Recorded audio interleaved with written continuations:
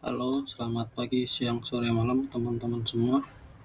Pada kesempatan ini saya akan coba mendemokan ya, bagaimana cara membuat aplikasi pemesanan buku yang sederhana dari Visual Basic.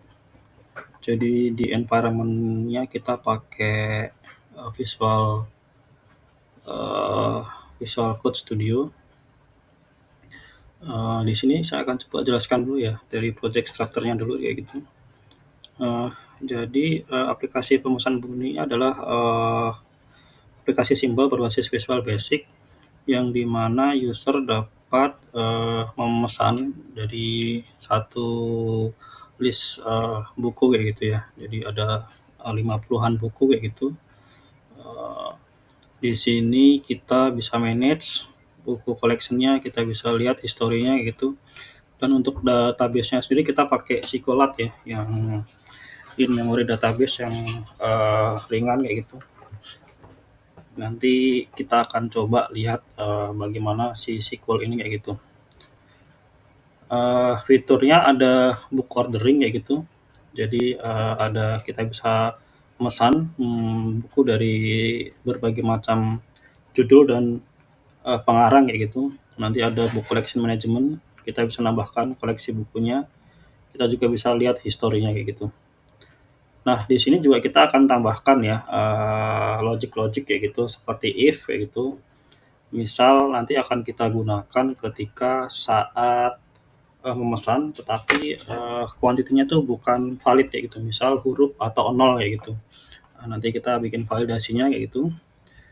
Terus kita juga bikin selection validation kayak gitu. Jadi kalau bukunya itu dipilih, kita bisa langsung pilih kayak gitu. Berikutnya adalah select case statement. Ini kita akan melihat contoh penggunaannya, yaitu ketika kita milih buku, nanti bukunya itu akan tampil di pop-up kalau kita udah beli buku tersebut kayak gitu. Nah, untuk looping kita pakai untuk ketika kita pesan lebih dari satu. Misal untuk buku A kita pesan 3, lalu nanti di sini kita akan bikin looping untuk create 3 order kayak gitu. Jadi masing-masing order ID itu nanti ada satu unit, kayak gitu. Nah, untuk database kita ada 2 table. Yang pertama ada books dan orders. Di book ini nanti ada ID, ada title, ada author, sama ada price ya gitu ya. Terus di apa namanya? Di ordernya sendiri ada ID, book ID, quantity sama total price ya gitu. Nah, ini project starternya ini bisa juga dilihat di sini atau di samping sebelah sini di sidebarnya kayak gitu. Nanti kita coba aja ya penggunaannya gimana ya. Ini contoh-contoh if statementnya kayak gitu. Jadi misal kalau kita pertama itu harus pilih buku kayak gitu. Habis pilih buku kita harus masukkan ini ya, masukkan quantity ya gitu. Jadi kalau kuantitinya itu misal bukan angka, dia akan ngasih warning ya gitu. Please enter a valid quantity. Dan kalau kuantitinya itu 0 atau kurang dari 0 gitu atau negatif, dia pasti akan memberikan pop-up warning, yaitu quantity must be greater than 0 kayak gitu. Nah, itu nanti contoh penerapan logiknya. Berikutnya adalah select case statement. Jadi ketika kita pilih buku, nanti based on ID dari database itu dia akan ngasih return kayak gitu.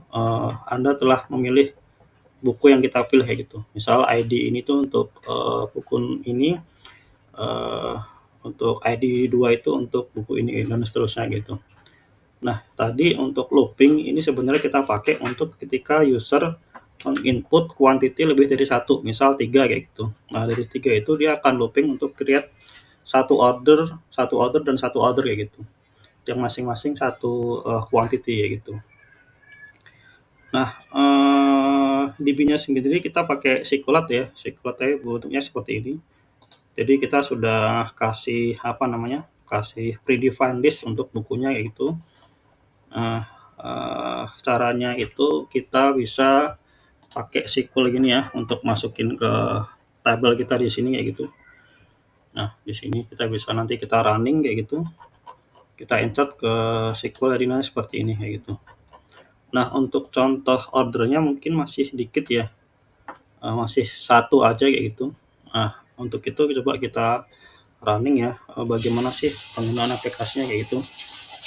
Di sini kita coba running ya dengan .NET build dulu.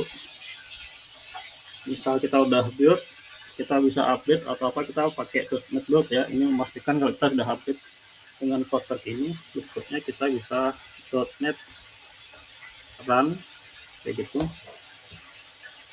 Nah, di sini aplikasinya udah muncul teman-teman ya.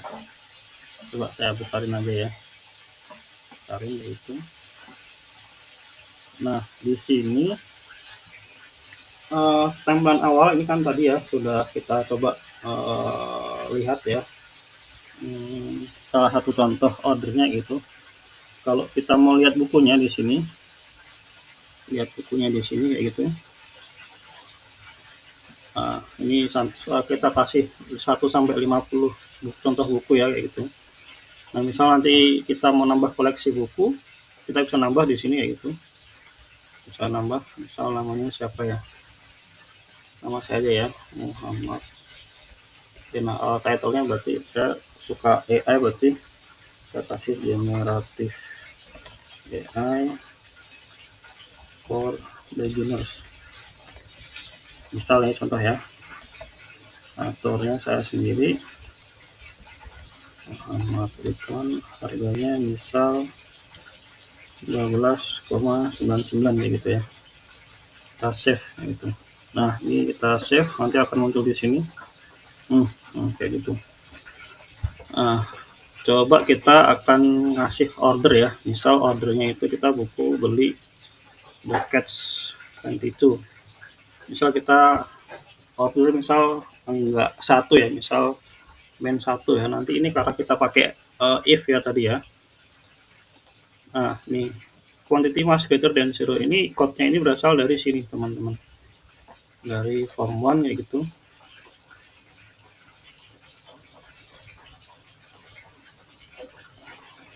Sorry, mana ya, dari sini. Jadi not tadi, kalau saya kecil di sini ya, sorry yang kecil ya. Nah, di sini tuh kalau kita input kurang dari kurang dari angka 1 ya gitu, dia akan ngasih ini tadi notnya, quantity must greater than 0 di sini kayak gitu. Kalau kuantitinya itu kurang dari 0 kayak gitu. Nah, tapi kalau kita kasih 0 juga akan muncul sama, karena kan kurang dari atau sama dengannya kayak gitu, sama. Nah, misal kita kasih angka yang selain integer ya, misal angkanya itu kayak gitu, tanda petik kayak gitu. Nah, pasti akan ngasih please enter a valid quantity. Nah, ini dari sini, dari si ini line code ini kayak gitu. Jadi kalau dia bukan integer, if not integer, try parse, itu dia akan ngasih error ya kayak gitu. Nah, tapi kalau kita kasih angka 1 kayak gini, dia mau gitu. Nah, you've selected catch 22 itu dari select case ya. Jadi kita pilih logiknya, nanti saya tunjukkan ya. Kita oke dulu. Nah, order class successfully kayak gini. Nah, jadi logiknya itu tadi di sini. Jadi kita pakai select case ya gitu. Jadi select case ini ngambil dari database ya, dari ID database ya gitu. Di sini ya, ID-nya itu di sini. Di sini teman-teman, ID-nya ini di sini. Jadi ngambil 1 sampai 50 kayak gitu. Nah, jadi ngambil di situ. Terus nah kalau nanti itu di luar 50, pasti dia akan ngasih warning you've selected another book. Nanti kita coba ya. Ya gitu, kalau misal kita ngasih beli di mana ID buku yang kita beli itu lebih dari 51 ya gitu, atau 50 ya gitu. Nah, itu satu. Nah, berikutnya adalah fungsi looping. Looping ini adalah untuk membuat order di mana kayak bulk order gitu ya. Jadi kita hanya memasukkan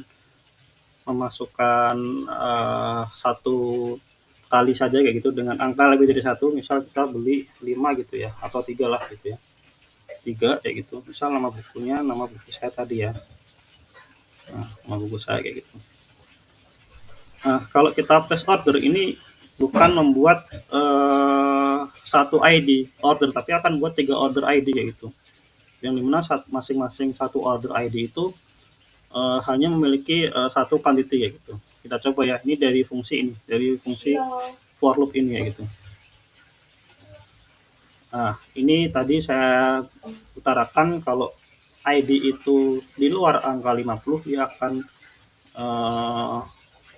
memberikan notifikasi you've selected another book, karena tadi case-nya hanya sampai 50 kayak gitu. Kita oke, nah kayak gini. Jadi kalau kita okein dulu ya.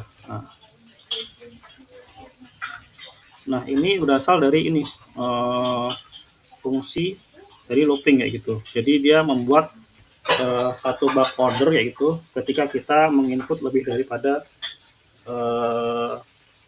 satu quantity kayak gitu.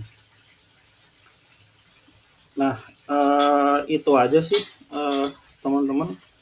Coba, tapi sebelum kita tutup, saya mau coba lihat hasil ini di database ya. Apakah ini sudah masuk orderan kita ya itu. Kita akan coba lihat, ini kan di UI ya, di home-nya ya. Cuma kalau kita mau lihat DB, kita tinggal ke order sini. Nanti ada, ini kita pakai extension ya. Nama extensionnya itu sebentar ya. SQLite kalau nggak salah ya. Ini SQLite. Nah, ini pakai extensionnya ini kayak gitu. Jadi untuk dapat kita lihat di sidebar untuk database kita pakai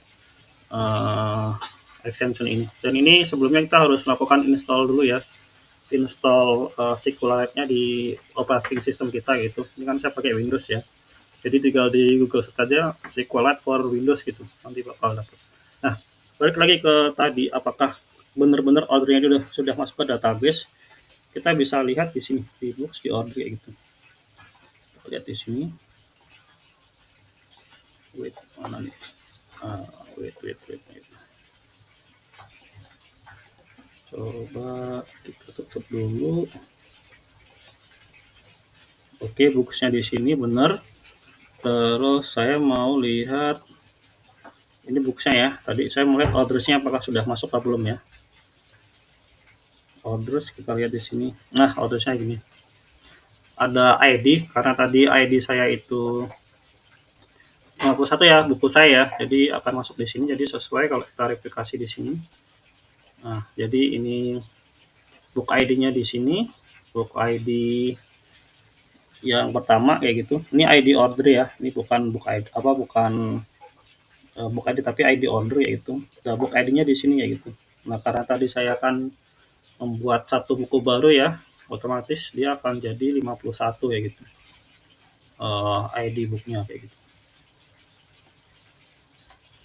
Oke, mungkin itu aja sih ya, penerapan pembuatan aplikasi berbasis Visual Basic dengan SQLite ya gitu untuk teman-teman semua. Di sini masih kita bisa mengembangkan lagi kayak gitu. Misal kita bisa lihat tabel dari bukunya kayak gitu. Terus bisa kita tambahkan stok buku kayak gitu. Dan lain sebagainya kayak gitu untuk menunjang aplikasi ini untuk lebih baik lagi kayak gitu. Mungkin itu saja sih pada kesempatan ini untuk membuat aplikasi dari Visual Basic. Semoga ini dapat menjadi referensi teman-teman semua untuk membuat aplikasi yang lebih bagus lagi ke depannya. Terima kasih, sampai jumpa.